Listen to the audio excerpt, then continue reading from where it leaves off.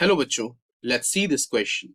This question says that some environmentalists allege tribes for destroying forest for their use, and some say that they are more eco-sensitive and protect nature better. Then what do you infer from both the references?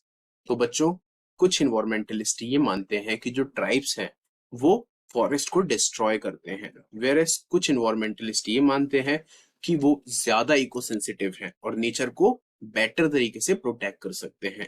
इन दो sentence में से हमें क्या समझ में आता है वो हमें लिखना है। So tribal people rely on forest product for their survival, that is forest, wood, fuel wood, medicines, etc. But they use them in a sustainable manner. They practice looping rather than felling off trees. So they are not destroying forest completely. Only incidence of deforestation is slash and burn agriculture practiced by many tribals which deplete forest. तो बच्चों जो tribal people हैं वो forest product पे ही rely करते हैं for their survival.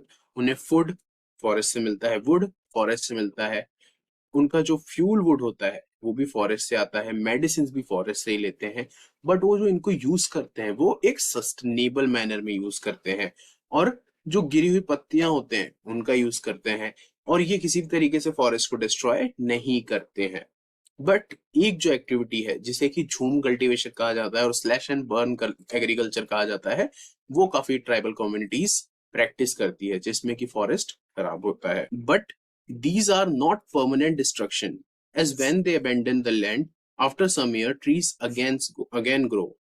The tribals are naturally nature lovers. They worship tree wildlife as a god or other sacred elements and protect the nature with traditional methods. Tribal do not destroy the ecology knowingly and do not exploit the resources for commercial purpose extensively as the modern men do. So the recent Forest Act 2006 gave tribal rights on the forest and include them legally with the nature and conservation process.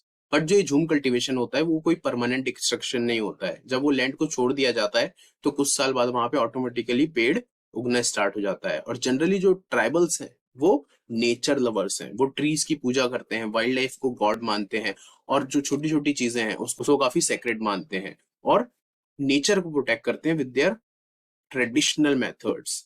और tribal बिना सोचे समझे किसी भी चीज को ठेस नहीं पहुंचाते हैं फॉर देयर कमर्शियल पर्पस। इसी कारण जो 2006 में फॉरेस्ट एक्ट आया था उसने ट्राइबल्स को राइट दिया on the forest and include them legally with the nature conservation process. I hope you understood well. Best of luck.